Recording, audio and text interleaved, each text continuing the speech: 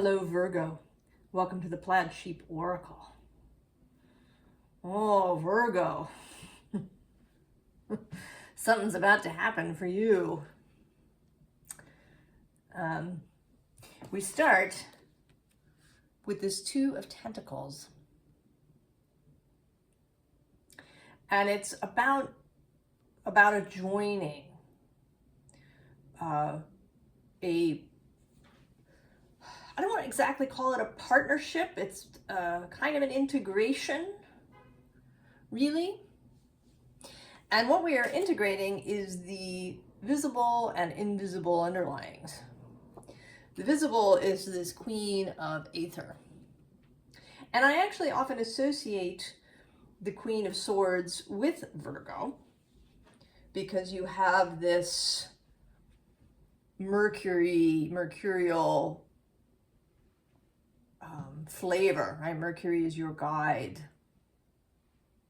So there's this intellectual aspect to Virgo. But you're also earthy. Right? Named for the Virgin. Interested in service. Interested in the body. In embodied things, which the queens are about. And then at the bottom of the deck is the Hierophant. Very earthy, particularly in this deck. He is associated with Taurus. So kind of this sense of, right, of earth and air coming together. And below the Queen, we have the Ace of Combustion. So a new, right, something being lit up, a new spark. And below that, we actually have the Page of Fungi, the student energy, learning this new thing. And then I'm just seeing now, and I'm going to show her, is the Queen of Combustion.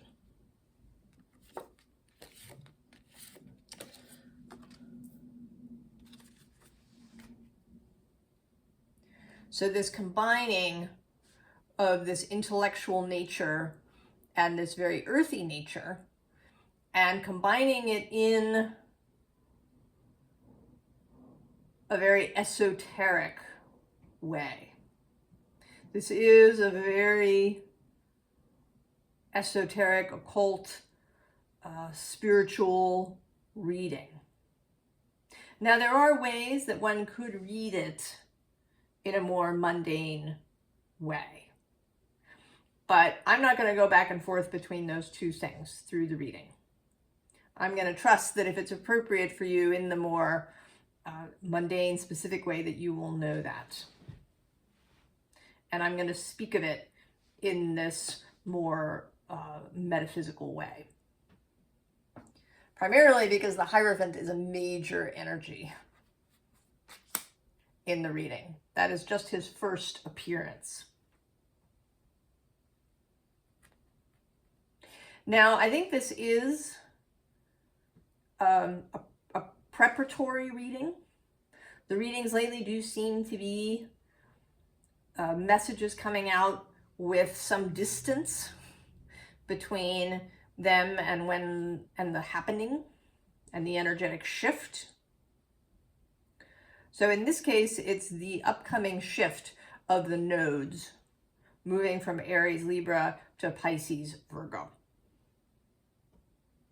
And how I think this may play out for you, Virgo, how the Virgo energy and the Pisces energy will interact in the world in general. But all of this stuff, it may not wait for that shift to happen, because we've already had that full moon in Pisces. There's already been a taste of this nodal axis. So, right, and time being what it is, energies from events reaching back.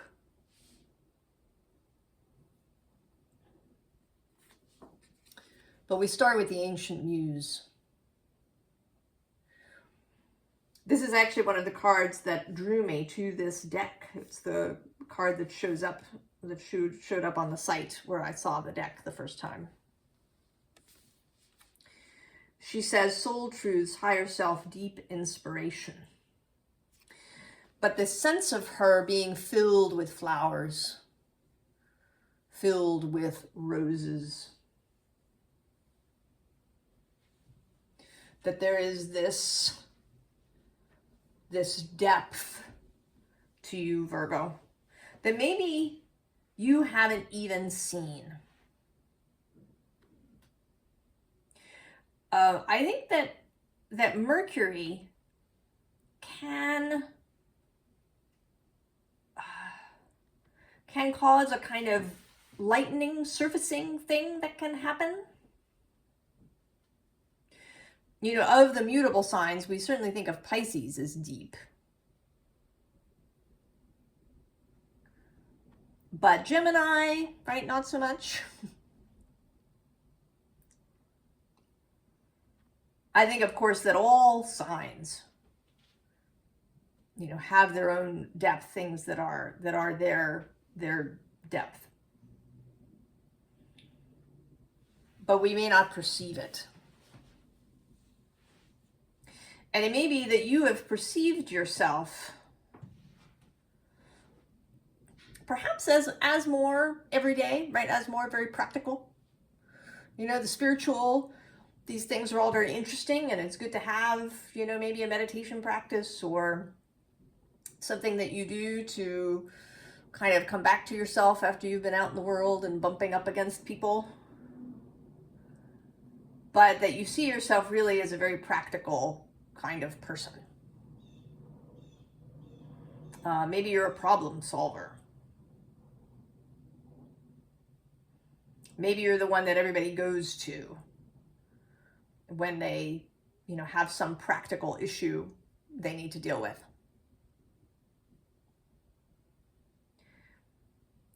And this, what is going to occur, and there does seem to be a happening, an experience that is going to happen to you. That is going to change your perception of yourself and open things up for you. Now, what's interesting is that the bottom of the deck has this grounding in card, which has come out a bunch of times since I got this deck. It says energy medicine, body temple, vibrational healing. So this isn't you abandoning this very earthy aspect of yourself. There's nothing that you are giving away or putting away or walking away from. This is an expansion that is occurring. We also have below here our animal kin. Sweet familiars, messengers, companions.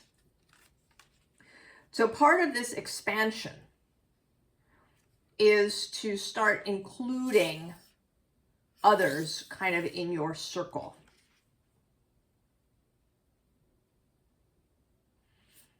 And it may be actually animals. It may be spirit, energies, fairies are coming to mind. Virgo does have this hermit energy associated with it. And I think that Virgo's kind of its specificity, its particularity. I don't think of Virgo so much as, you know, sort of uber organized or detailed necessarily. I just think of Virgo as very specific. Virgo has discernment, and it's kind of a tight discernment. This, not that. As the opposite to Pisces, which likes to eliminate any kind of borders, right? It's all me. Everything's me.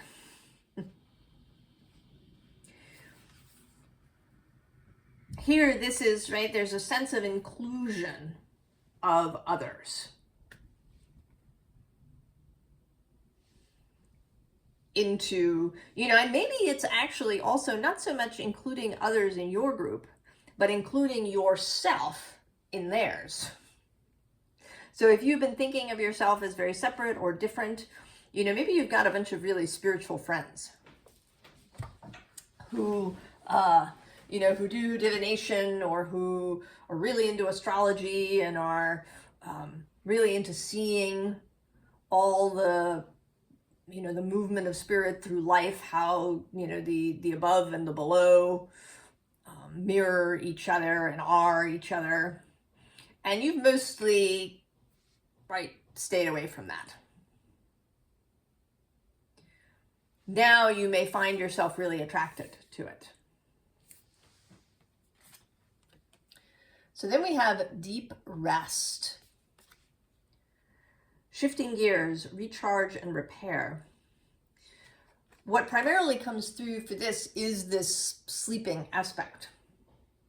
Things may be occurring during your sleep. You may be having more dreams or remembering, I should say, you may be remembering more dreams than you usually do. You might even be waking up at night with dreams and remembering them. You might be inclined to write them down. Another way to do it is to record them. If you wake up in the middle of the night, you may kind of not want to turn on the lights, to write things down. And if it's available to you, you could record them. You could, speak what you'd heard, what you'd seen in your dream.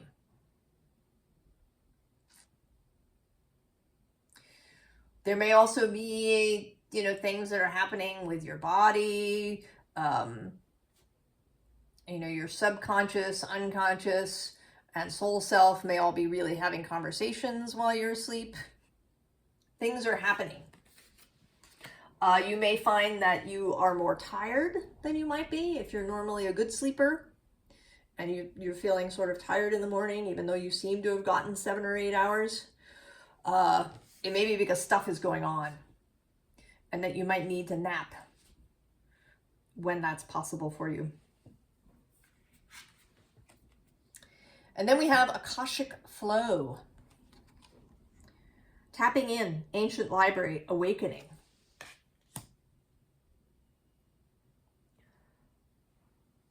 That's kind of says what it is, right? Gaining information that maybe you didn't know you had, having access to information that you didn't have before. Awareness coming online. Gonna turn the light on here. Actually, when I started this reading, it was very cloudy, and then just as I turned the cards over, the sun came out. But now it's kind of gone back behind the clouds again. And there may be some of that it doesn't just, fully open and then it's, you can see everything all at once. There may be these waves of coming and going. But finding yourself with information.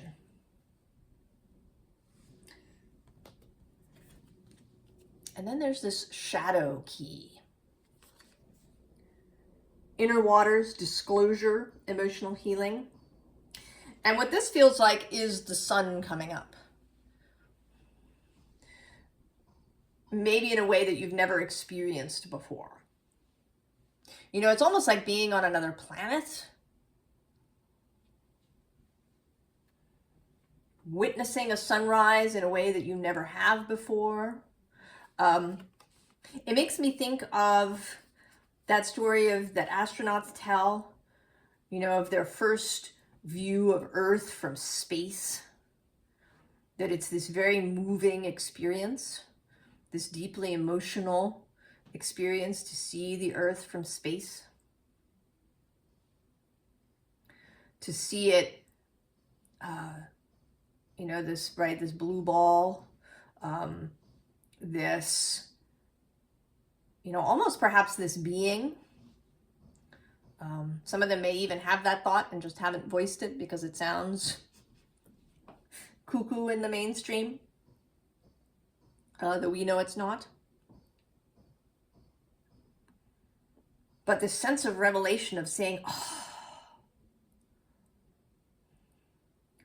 you know, I didn't realize, and how beautiful to see it from this place. And to see it really as a wholeness. We tend to think of things as divided, you know, this country, that country, this state, this city, these borders. But seeing the earth without that. So that seems like what is happening here, that some of the borders are beginning to blur and maybe even disappear entirely. So this may be a little alarming. Here you are on your ice floe. This may feel a little destabilizing. If you're having, you know, experiences that you've never had before. And it may not, I mean, there may be one sort of major one, but it may be lots of little things that happen. You know, having experiences maybe with animals in the park, or with your own pets, or other people's pets. It may be starting to know things before they happen. You know, when the phone rings, really knowing who it is, when this hasn't happened to you before. Right, just this real experience of our interconnectedness with the all. And that it might feel a little worrisome, a little destabilizing. The bottom of the deck is this source of air. This actually sits in the queen position in this deck. So this, right? And I see this kind of running both ways. That both, right, there's this source that's emanating these things, but also that these are your hands receiving what the source is sending. Below the 3, we do have this 6, which is very exciting, right? Like taking off. And I think that this is the suggestion that though it may feel worrisome, you know, I'm kind of picturing, if you've ever seen videos of animals on ice, you know, they kind of take these tentative steps out there because it's, you know, it's a little slidey.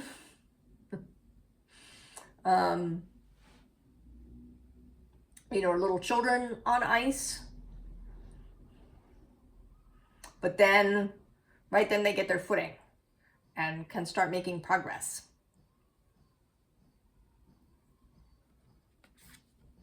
And so we have Aries. And this feels like taking advantage of this Aries North Node, right, these last months. We've got about 2.5 months of the Aries North Node remaining. And really taking advantage of that. Really plugging in to that Aries energy that rushes in with enthusiasm. It's like, oh, it's new. It's exciting. I've never been down this pathway before. I'm going to run down it.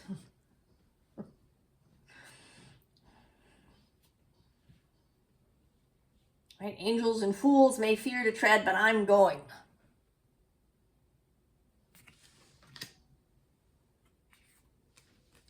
And then we have the second Hierophant. And this one, feeling very much like this synergy, this moment of connection, this real sense with this infinity symbol of of this anchoring in this new experience, this new reality, really taking it on board.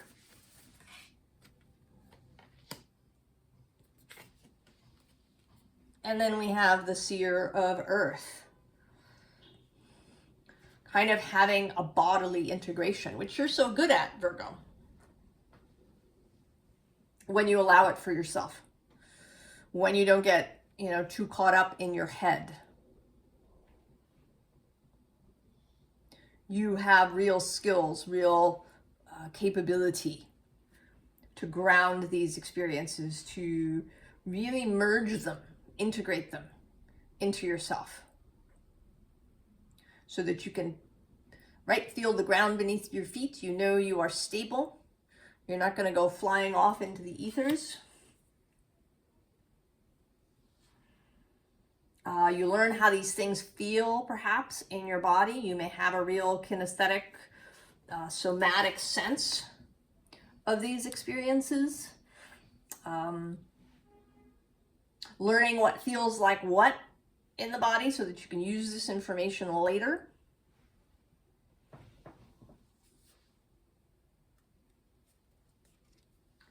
Then there's the Five of Water, which may be the emotional effects of this. There could be stuff that comes up from the past. There could be some emotional turmoil that occurs with this. You may find yourself touching other people's emotions, feeling other people's stuff in ways that you haven't in the past.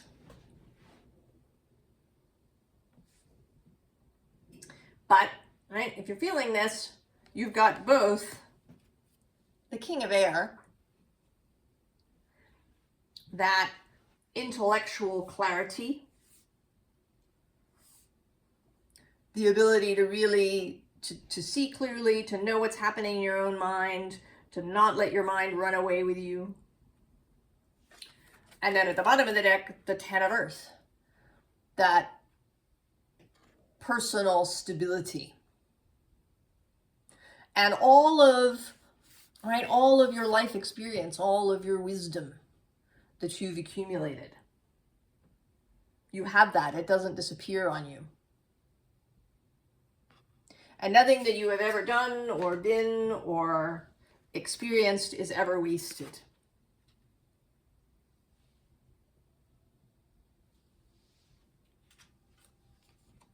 So then there's the Seven of Water, which is a more, kind of a gentler, There's progress being made here. Interestingly, there's the Six of Water in this deck has this young woman who's kneeling by a pool, and she seems to be in a little bit of distress, or that was how she looks to me. She's clutching her midsection, she's looking down, she seems a bit disturbed. But if you can see her, the reflection in the water is not like that. So I think that you kind of pass through that rather rapidly. It's not appearing here. And end up in this place where there's suddenly all these options. There's suddenly emotional options, or also that you can see now how your emotions are guidance. I'm kind of almost seeing this as a compass, that your emotions are your guidance system, and that it's not about controlling your emotions. It's about guiding your thoughts and your actions and who you interact with, all of these things, in such a way that you feel good, that you move towards what feels good, what feels joyful. So you don't have to control your emotions. You don't have to suppress them or repress them. They are your guidance system. They're always ready and available to tell you if you're in a good place or not. Are the thoughts you're thinking not doing you any favors if they feel crappy?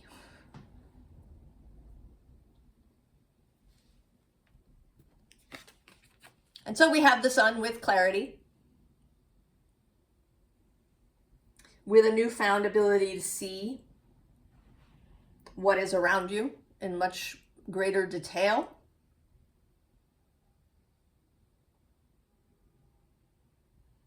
To see things perhaps that were hidden before. You know, it's like going outside and seeing that, you know, what you're wearing is actually covered in cat hair. Or, you know, that there's a little stain down at the hem that you didn't notice because you were in your house and the light wasn't bright enough.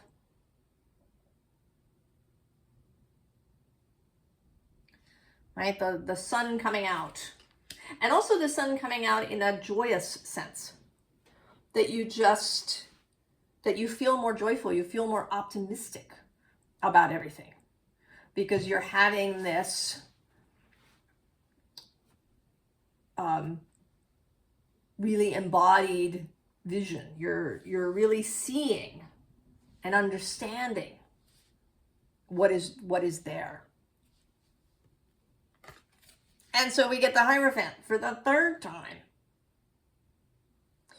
And this particular Hierophant always makes me think of the Magician, because she's got this, you know, these tools in front of her, as the Magician card often does. So there's a sense here of power, of creative ability, of ritual, of bringing things down to earth. And that feels confirmed here by the Tower. And in this deck, the Tower isn't falling apart. This is feeling like the Wizard's Tower. That you are now inhabiting this new space for yourself. The Magician's, the Sorceress's tower.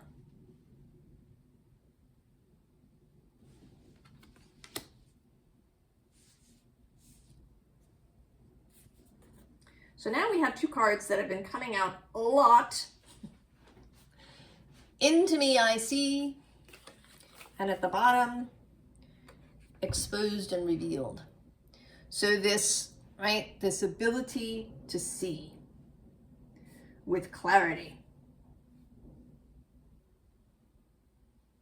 and fearlessly, I want to say. I want to say that it isn't even, you know, that in the beginning, courage may be required. But that you will come to a place where courage isn't required, where you will no longer fear the seeing. Whether it's seeing into yourself and maybe, you know, confronting some, you know, shadowy bit, or whether it's seeing with clarity some relationship that isn't really working, though you were trying so hard. Seeing things in the world that seem terrible, but being able to look at them from a different perspective, or to have a sense of, you know, what direction the energy is trying to move in.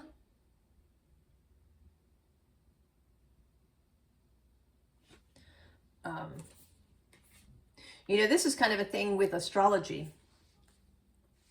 When there's an aspect or a transit that seems scary, intense, there is an optimistic, right, an expansive direction that this wants to go. And then there's also a contractive, fearful direction that it can go.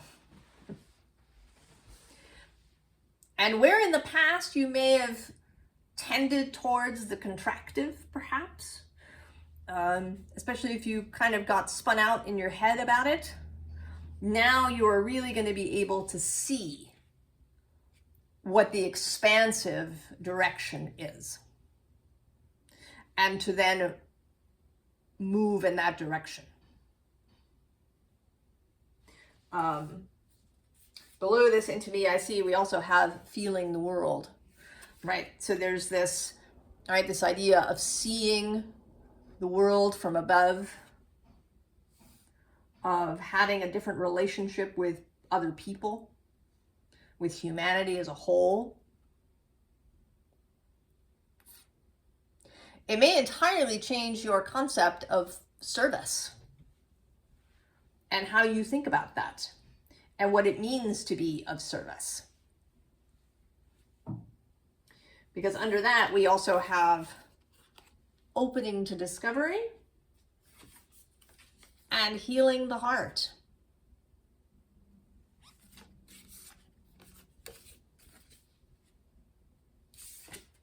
And so that brings, right, the uncaging of the heart, an ability, a willingness, an exuberance around loving, around sharing, around being more open, more vulnerable about yourself with others. Being more vulnerable with spirit as well. Because when we have trust issues, they tend to extend everywhere. Even if, our problem seems to have been romantic, right? That probably has origins in childhood and the trust you had with your parents. That there was, right, the trust was broken somewhere. And it just shows up in all different ways, but it's, right, running through everything and including the spiritual realm. And this is an open-heartedness in all directions. And then ears wide open, right? Seeing, hearing, knowing. Followed by this imperfect harmony. So this is feeling, right, these three things together feel very much here about your relationship with your own soul, with source or God, however you conceptualize that, however your cosmology sees it.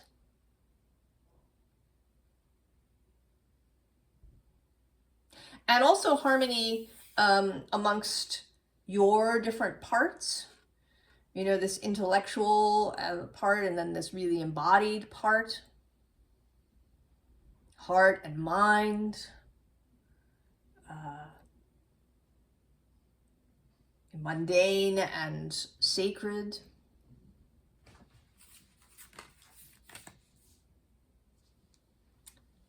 Advice. Follow the roses. Follow what feels good. Follow what smells wonderful. Feels luxurious, feels expansive, feels like growth. And here too, with this Seven of Voices, right? There's this kind of dark, shady path. And then there's the lit path. Knowing, right? Knowing which way to go. Feel your way. Virgo, feel your way. And there you are, the Fool, showing up, right? This energy. Go, Virgo.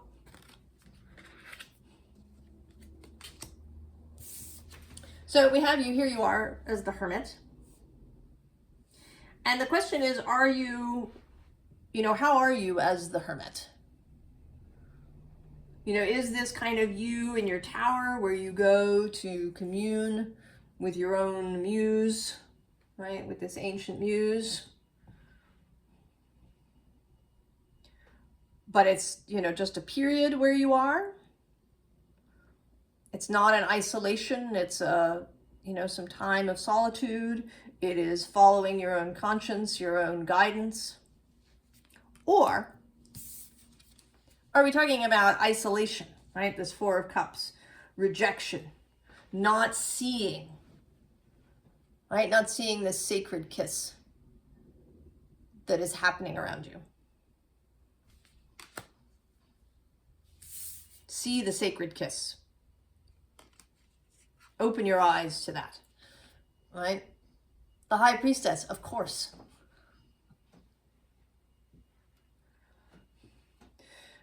People often associate her with Pisces, but I actually associate her both with Pisces and Virgo, because Virgo, right, this idea of the Virgin, this idea of devotion is very Virgo. The priestesses, the Vestal virgins who kept the flame of Rome burning. Right? The priestess doesn't always exist only in this ethereal. Right? What kind of priestess are you? You may be one that, you know, has a lot of connection to the earthy world. And in fact, I'm going to pull out a card from this deck.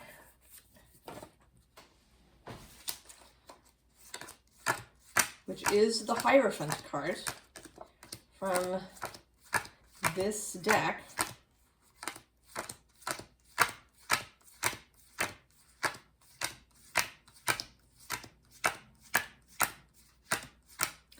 She's probably the second to last card. Oh no, there she is.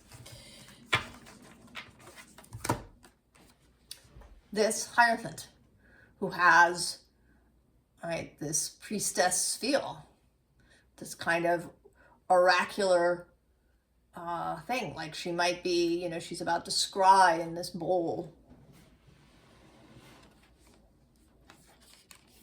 Right, this priestess who stands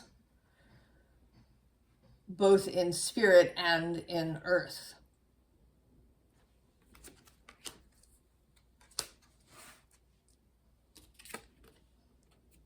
And then the Queen of Voices, once more. The third appearance of the Queen of Swords. And interestingly, also, she isn't the Queen of Swords in any of these decks, actually.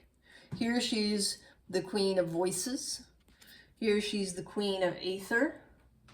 In this deck, she is the source of air.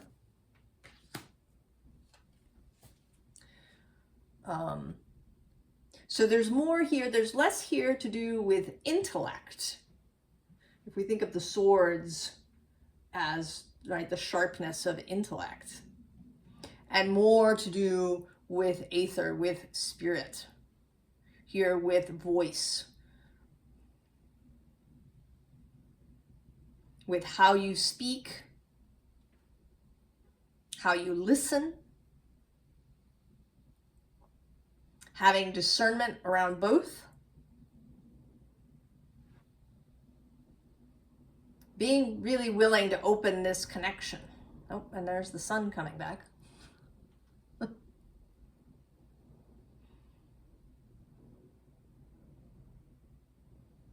So keeping your discernment, Virgo, which is one of your superpowers, but also having a willingness to listen and also to speak.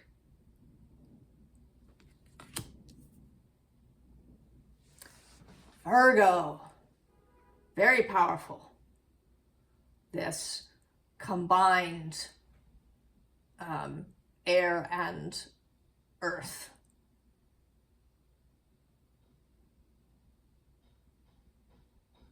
I think this is really going to expand everything for you. And that this upcoming Virgo Pisces nodal passage is going to yield some very exciting things for you. I wish you the very, very best, Virgo, and I will see you next time. So long.